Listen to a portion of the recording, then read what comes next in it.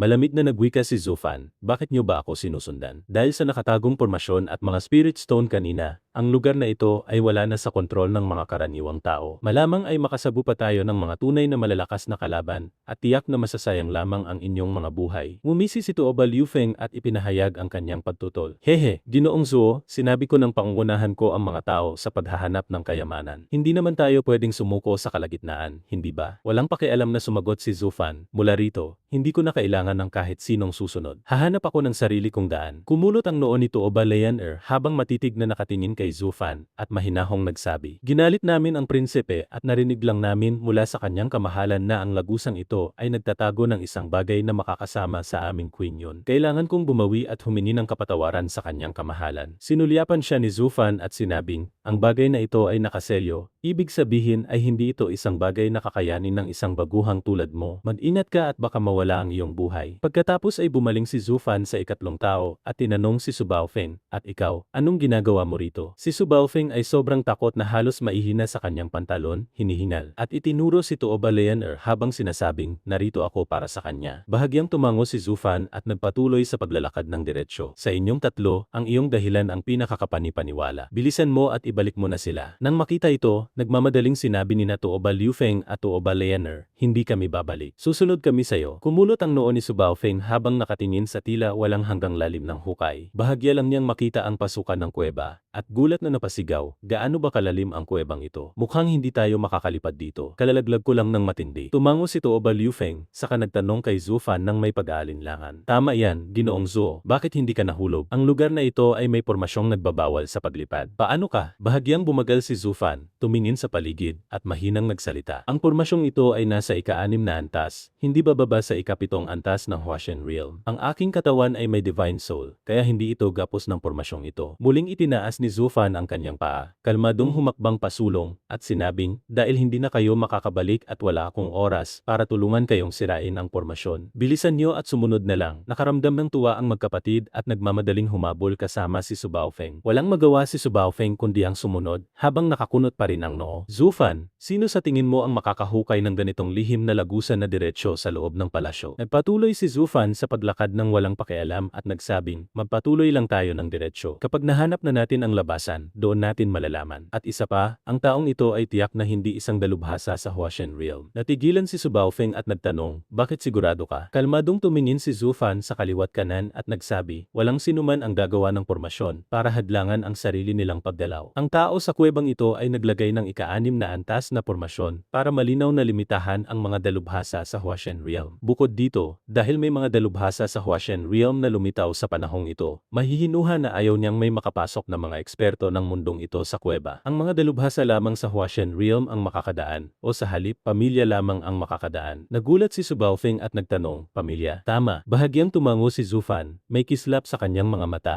at walang pakialam na nagsabi, sa kinyong border, mayroon lamang isang puwersa sa labas ng mga sekta, at isa ito sa siyam na sekta, ang Yusha sect. Sabay-sabay na sumigaw ang tatlo. Tumango si Zufan ng walang pakialam. Tama, ang lagusang ito ay tiyak na patungo sa Yusha sect. Kapag dumating ang oras na yon, ang mga dalubhasa doon ay magiging kasing rami ng mga ulap. Magiging maayos lang ako. Isa lang itong daan mula sa tatlong mabababang sekta. Walang mahalaga maliban sa inyong tatlo. Sa oras na ito, walang hiyang lumapit si Tuoba Liufeng habang tumatawa. Hehe, magiging maayos din siya. Kasama ang Ginoong Zuo rito. Paano namang may mangyayaring masama sa amin? Sinulyapan siya ni Zufan at bahagyang tumawa. Huwag kang masyadong kampante. Ang pagprotekta sa aking sarili ay hindi problema, pero ang pagbibitbit ng pabigat ay malaking usapin. Natigilan siya at nagkamot ng ulo. Bahagyang suminghal si Tuoba Lianer at mahinahong nagsabi, ang Yusha sect ay ang pambansang sekta na nagtatanggol sa aming queen yun. Wala naman kaming ginawang masama para galitin sila. Ano man ang mangyari, itinuturing pa rin silang isang sekta ng katuwiran. Hindi naman siguro sila aabot sa ganoon. Pagkarinig nito, bahagyang tumango si Su Baofeng. Tama yan. Kung makakatagpo tayo ng mga tao mula sa Yusha sect, ang pagpapakilala sa ating mga sarili ay maaaring magbunyag ng lihim na lagusang ito. Siyempre, kami ang pamilya ng mga martial. Maaaring bigyan nila kami ng kaunting respeto. Pero humisi si Tuoba Liufeng sa padhamak. at hindi mapigilan ni Zufan na punahin sila. Napakababaw nyo. Sa tingin nyo ba para saan ang paggawa ng ganitong lihim na lagusan? Maging matuwid o demonyong landas man ito, ang anumang gawaing hindi moral ay isang bagay na hindi dapat malaman ng kahit sino. Kapag nabunyag ito, ang pagpatay para manahimik ang saksi ay normal lamang. Dahil doon, hindi mapigilang manginid ng magkapatid na Tuoba habang nagtitinginan ng may bakas ng takot. Lumapit si Zufan at tumawa. Si Tuoba Liufeng lamang ang humina ng malalim, tumitig kay Zufan. At seryosong nagsabi, kapag dumating ang oras, kailangan naming umasa kay Zufan para protektahan ang aming mga buhay. Sumagot si Zufan nang walang pakialam. Sabi ko na, sarili ko lang ang mapoprotektahan ko. Kumunot ang noo ni Tuoba Liufeng, saka tumawa at nagsabi, hindi iyan sigurado. Sa aking paningin, kung gusto mong protektahan ang isang tao, o hindi ay nakadepende lang kung nais mo. Nabalitaan ko na ikaw at ang babae mula sa Xuan Tianzong ay tinambangan ng Xuan Tianzong habang papunta sa Shuanglongyuan at ginawa mo ang lahat para protektahan sila para matagumpay silang makapasok sa Shuanglongyuan. Isa kang tunay na bayani. Hehe, Zufan, tagahanga mo ako at aktibo akong nangungulekta ng impormasyon tungkol sa iyo. Talagang masigasig ako sa pangangalap. Pagkarinig nito, hindi mapigilang matigilan ng magkapatid na Tuoba habang nakatitig kay Zufan na labis na nagulat. Hindi nila inaasahan na ang isang taong tulad ni Zufan ay may panahong magligtas ng iba para sa kapakanan ng kapwa. Bahagyang napatigil ang katawan ni Zufan, huminto, at ang pag-alaala sa kanyang mga mata ay hindi mapigilang magpakita ng bakas ng awa. Nagpakawala siya ng buntong hininga. Pekyan, kung namatay ako kasama nila, sino ang nakatayo sa harap niyo ngayon? Si Tuoba Liufeng ay parang walang narinig sa sinabi ni Zufan. Proud pa rin siya gaya ng dati. Nang may tininang paghanga, sinabi niya sa madaling salita, kung ano ang gustong gawin ni Zufan, walang makakapigil. Ang taong gustong iligtas ni Zufan, walang makakapatay. Bahagyang umiti si Zufan, hindi na nag-abalang banggitin pa ito, ngunit nagbuntong hininga sa kanyang puso. Hindi siya isang santo. Kung talagang ganoon siya kalakas, hindi siya matatakot sa Heavenly Emperor na yon, at hindi rin siya mahihiwalay kay Chu Qingchen. Sa pag-isip nito, isang bakas ng kalungkutan ang lumitaw sa kalmadong mukha ni Zufan, at lalo pa siyang natahimik. Biglang isang matinis na tili ang umalingaw-ngaw sa buong kuweba. Nagkatinginan sina Zufan at ang iba pa sa gulat, at mabilis na nagtungo sa unahan. Tila nanggagaling ang tunog sa unahan. Maya-maya pa ay narating ng apat ang dulo ng kuweba kung saan mayroong isang pintong bato na nakalagay sa gilid. Sa loob ng isang siwang sa tabi ng pintong bato, isang malamlam na liwanag ng kandila ang sumilip. Ang mga tili sa loob ay nagsimulang magmula sa loob kasama ang mabibigat na paghina ng isang matandang lalaki. Nagkatinginan ang lahat habang dahan-dahang naglalakad sa gilid ng pintong bato. Sa pagtingin sa siwang, nakita nila ang isang lalaki at isang babae na magkayakap sa loob habang ang umaapaw na Yuan Li ay patuloy na dumadaloy sa harap nila na siyang paraan ng dalawahang pagsasanay. Si Tuoba Lianer ay isa pa ring dalaga na hindi pa nakakaranas ng kamunduhan at nang makakita ng ganoong mapangakit na tagpo, hindi mapigilang mamula ng kanyang mga pisngi. Hindi niya mapigilang umatras ng ilang hakbang at hindi sinasadyang nasipa ang isang piraso ng bato na lumikha ng isang tunog ng pagkabita. Woo! Hindi mapigilang umunga ng lalaki, lumingon sa pintong bato na may galit sa kanyang mga mata. Nanlilisik ang mga mata ng lalaki habang sumisigaw ng malakas. Anong laking kapangahasan? Sino kayo para mangahas na pumasok sa silid pagsasanay nila? Tumingin si Tuoba Lianer kay Zufan sa paraang humihini ng paumanhin, nararamdamang pagkakamali niya na natuklasan sila ng kabilang panig. Ngunit hindi nag-atubili si Zufan, itinaas ang kanyang paa at sumipa. Sinipa niya ang pintong bato para bumukas, diretso siyang pumasok sa loob at saka nagsabi, kaibigan, tapos ka na ba? Kung tapos ka na, hayaan mong magtanong ako sa iyo ng ilang bagay.